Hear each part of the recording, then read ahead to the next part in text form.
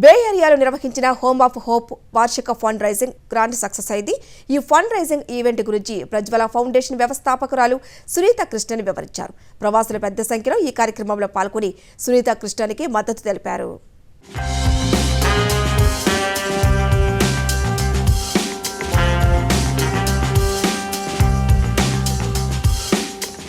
అమెరికాలో home of hope Prajwala foundation ఆధ్వర్యంలో వార్షిక ఫండ్ రైజింగ్ గాలా నిర్వహించారు. బే ఏరియాలో జరిగిన ఈ ఫండ్ రైజింగ్ కార్యక్రమానికి విశేష స్పందన వచ్చింది. మహిళల రక్షణ కోసం స్థాపించిన ప్రజ్వల ఫౌండేషన్ గురించి సునీత కృష్ణన్ వివరించారు. సమాజంలో స్త్రీల అక్రమ రవాణా పూర్తిగా అంతరించిపోవాలని ఆమె తెలిపారు. సమాజంలో సున్నితత్వం పెరిగి మంచి మార్పు రావాలని ఆమె ఆశించారు.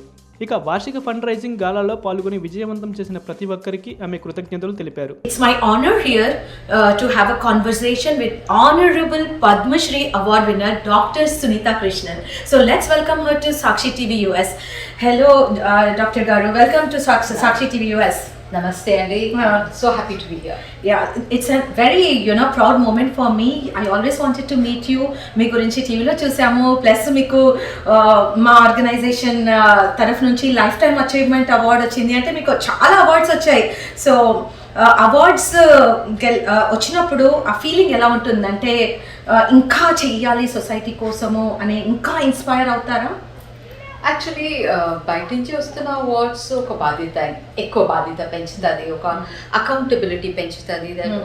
గాడ్ ఇన్ని మంది నమ్ముతున్నారు మన పనిలో, మన మన లక్ష్యంలో, కానీ మనం చేసే విధానంలో. So that increases the responsibility and accountability. But actual award నాకు ఇచ్చేది నిజంగా అవార్డు నా పిల్లల ముఖంలో ఉన్న సంతోషం. వాళ్ళకి వాళ్ళ జీవితంకి ఎప్పుడెప్పుడు ఎలాగెలాగా వాపస్ వస్తారు, సో వాళ్ళ జీవితంలో ఒక గౌరవం వాళ్ళకి వాళ్ళే తీసుకొస్తారు. అది నాకు ఇవ్వాలి అవార్డు, వేరే అన్నీ ఒక గుర్తింపు మాత్రం. సో యూజువల్లీ మనం చూస్తూనే ఉంటాము, in many cases child trafficking అనేది that leads to child marriages. So child marriages lead to child trafficking. Yeah, maybe vice versa. Yeah. So how can we spread more awareness and prevent such child marriages, because child marriages is leading to child trafficking. True. Very very true Andy. A good part of human trafficking is about vulnerability. మనం ఎక్కడ వల్నరబుల్గా చేస్తాం ఒక పాపులేషన్న, that is when that population becomes more and more weak and easily prone to trafficking. And that is why something like child marriage, which makes a girl child very vulnerable, become very weak in a family system, makes her more a prey for human trafficking. And that is why every parent has to understand this, that మనము ఏదో మన బాధ్యత fulfil చేయడానికి జల్దీ అమ్మాయిని పెళ్లి చేస్తాము, మనం యాక్చువల్లీ ఆమె నరక కోపంలో దుఃఖిస్తున్నాం. అది మనం ఆలోచించాలి. ఎందుకంటే ఆమె బాల్యత్వం మాత్రం కాదు, ఆమె ముందు జీవితంకి ఎన్నో హాని చేసే ఎన్నో క్రైమ్స్ జరగవచ్చు. దాంట్లో అక్రమ రవాణా ఒక పెద్ద క్రైమ్ జరిగిన ఇది. సో ప్రతి ఒక్క పేరెంట్ బాధ్యత తీసుకోవాలి. తన ఆడబిడ్డన అండ్ అమ్మాయిల పిల్లలను సరిగా పెంచడమే కాదు, వాళ్ళకి అన్ని ఆపర్చునిటీస్, ఈక్వల్ ఆపర్చునిటీస్ ఇచ్చే అన్ని ప్రయత్నాలు చేయాలి. సో మనము చాలా కేసెస్లో చూస్తాము, ఇట్లాంటి విక్టిమ్స్ దగ్గర ఉన్న family members are also responsible for such cases. Many of the cases ఇంట్లో ఉన్న men are doing discrimination, and వాళ్ళు కూడా చాలాసార్లు putting the family members out of financial problems into prostitution. So there are many cases we keep hearing, so what do you think about it?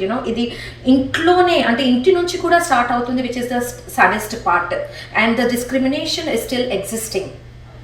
Very true Andy.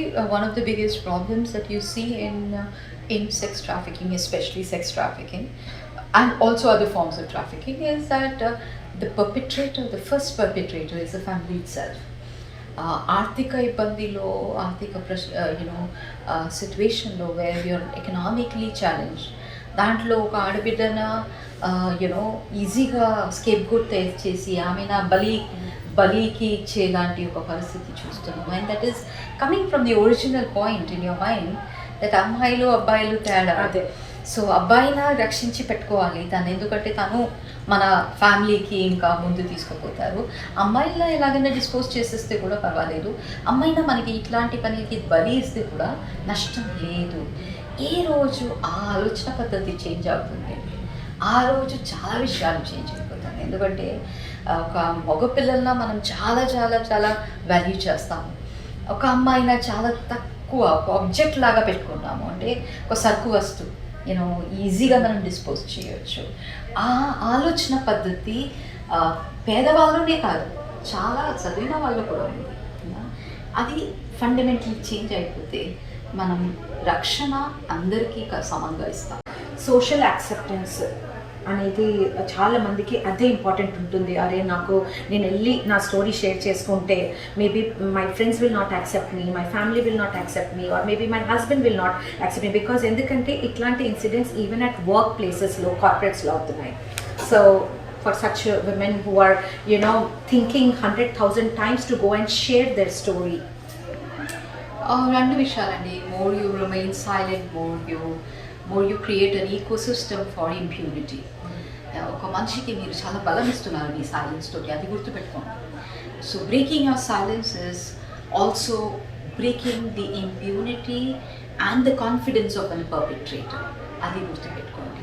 That is number 1. Number 2 is you have to accept yourself. It is not important what the world thinks about you. What is important is what you think about yourself.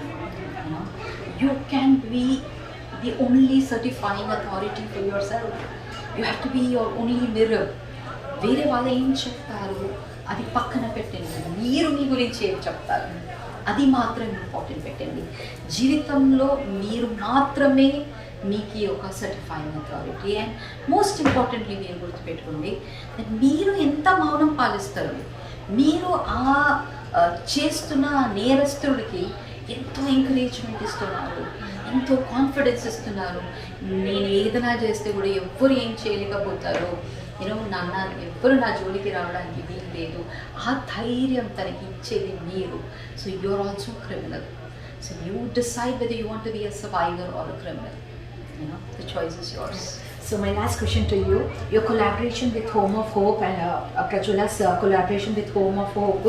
So any India and America collaborations wherein women all over the world are facing the similar kind of issues. When I meet women from different zones of life, it is the same problem, same situations, or whether they are in India, America, Bangladesh or Pakistan. So anything wherein we can address the issues on a global level.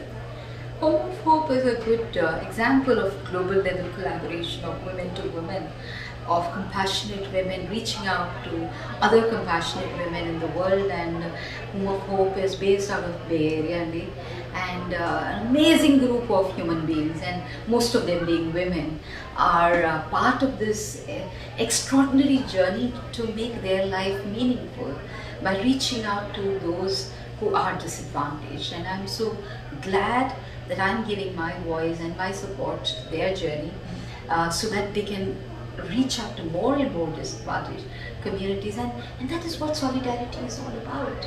The solidarity of human beings to human beings. And that is the only religion that we should know. Humanity as one religion, wherever we are, whether it is in US or in India, we are one human race who need to support each other and partner with each other to change the world around us. ఇంటి వాళ్ళు are also responsible because ఇంటి నుంచే discrimination మొదలవుతుంది, అమ్మాయి అబ్బాయి అనేది. So ఇట్లాంటి victims అయితే ఏవైతే ఉంటారో చాలామంది విక్టిమ్స్, వాళ్ళకు mental trauma.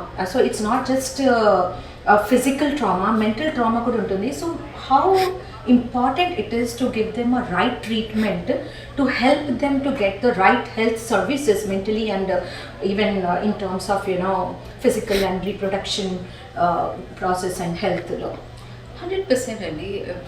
Everything is dependent on what kind of support you give the girl. అంటే ఎంత హోలిస్టిక్గా ఉంటుంది దాని మీద ఆ బాధితురాల నుంచి ఒక సర్వైవర్ అవుతుంది. సో ఒక మనిషి జీవితంలో 2 ఫేస్ ఇది. Victim and survivor. సో ఒక విక్టిమ్కి సరి అయిన సదుపాయాలు అన్నీ దొరికితే మాత్రమే she will become a survivor. And సరి అయిన ఉపాధులు ఏంటి? Social interventions in terms of counseling, trauma care and things like that. Physical health care in terms of, whatever her bodily damages she has gone through, treatment for that. Also, very importantly is life skills. ఒక్కొక్కసారి ఏమవుతుందంటే అంత బాధ తీసుకొని సమాజంలో ఎలాగ బ్రతకాలని కూడా తెలియదు. ఎందుకంటే నమ్మకం లేదు ఎవరి మీద. You become compromised in every possible way. So అట్లాంటి పరిస్థితిలో what are the life skills to learn? అంటే relearning how to live with it. Then of course is the important role of the livelihood training. తను కాళ్ళ మీద నిలబడాలా అంటే తనకి ఎట్లాంటి ఉపాధి, తనకి ఇష్టమైన ఉపాధి ఎలాగ డెవలప్ అవుతుంది. ఈ అన్నీ ఒక హోలిస్టిక్గా మనం ఇది మొత్తం ఇస్తేనే ఒక విక్టిమ్కి నమ్మకం వస్తుంది. నేను కూడా గౌరవంగా బ్రతకగలుగుతాను, నేను కూడా ఒక మనిషిగా నాకు కూడా కేపబిలిటీస్ ఉన్నాయి, నాకు కూడా హక్కులు ఉన్నాయి. That is not happening by మ్యాజిక్గా కాదు, ఇక్కడ నుంచి తీసి ఇక్కడ తీసుకొచ్చేస్తే కాదు. ఒక మనుషులు పని చేసుకోవాలి. మేము అలాంటి ఆర్గనైజేషన్ అట్లాంటి పని మీద ఉన్నాము, where we are creating that ecosystem for the victim to gain back her dignity and hope. So how important it is for women to get into the mainstream politics? ఎందుకంటే పాలసీ మేకర్స్ అక్కడ కూర్చున్న వాళ్ళు most of them are men, unfortunately. So how important it is for women to get into politics and mainstream wherein we can make policies, women-centric policies? I think for that, first, women have to be empowered. డమ్మీగా మీరు పాలిటిక్స్లో దిగితే it's no different from men who are running the show. ఎందుకంటే you're just becoming their mouthpiece. So what is required is not dummy women. ఇప్పుడు 33% reservation వస్తే చాలామంది dummy women వచ్చేస్తారు. అంటే భర్తకి సీట్ రావాలి, బట్ భర్తకి ఇంకా రావటం లేదు కాబట్టి భార్యను నిలుచుకుంటారు. ఇట్లాంటి ఒక డమ్మీ క్యాండిడేట్తో పెట్టేస్తే తనకి భర్త ఏం చెప్తారు అదే రిపీట్ చేయడానికి తెలుసు. What we need is a space to be created where women are empowered and they take the seat or they take political participation in the matter of right, and they're part of the entire process of empowerment, and because of that then they understand the empowerment of others. ఇప్పుడు నువ్వు అదే ఇప్పుడు నేను dowry cases చూడండి, ఎక్కువ శాతంలో who's the perpetrator ఆడవాళ్ళే ఉంటారు. ఎందుకు? ఒక పేట్రియార్కల్, ఒక పురుష ప్రధానమైన ఆలోచన పద్ధతి ఆడవాళ్ళ నుంచి ఆడవాళ్ళు ట్రాన్స్ఫర్ అవుతుంది. సో అదే ఆలోచన వస్తే మీకు చేంజ్ రాదు. సో ఆ ఆలోచన చేంజ్ అవ్వాలంటే మీరు చేంజ్ అవ్వాలి, అంటే మీరు ఎంపవర్ అవ్వాలి, మీలో ఒక ట్రాన్స్ఫర్మేషన్ రావాలి. సో ఆ ట్రాన్స్ఫర్మేషన్ రావాలంటే నాకు ఎట్లాంటి ఒక ఈకోసిస్టమ్ బిల్డ్ చేయాలి, that where I can also exercise my leadership. అట్లాంటి ఒక ప్రాసెస్ క్రియేట్ చేస్తే definitely I believe women can be a game changer. Because they bring in a different sensitivity. So learning to say no, how important it is for a woman? I think it's important for men and women. But for women mostly because మనం ఎక్కువ చిన్నప్పటి నుంచి మనము అన్నిటికీ కోఆపరేటివ్గా ఉండాలి, అన్నిటికీ adjust చేస్తూ పోవాలి, అన్నీ కాంప్రమైజ్ చేయాలి, కాంప్రమైజే మన బ్రతుకు అని మనం నేర్చుకున్నాం. And so much so that మనకి నో చెప్పడమే రాదు. So being assertive, being no, saying no is no. But మనం నో చెప్పడం మాత్రం కాదు, మగవాళ్ళకి కూడా మనం నేర్పియాలి what is the meaning of no. ఎందుకంటే మనము శాస్త్రంలో కానీ మన కల్చరల్ ప్రాక్టీసెస్లో కానీ కొన్ని వేస్ట్ అలవాట్లు తీసుకొచ్చినామండి.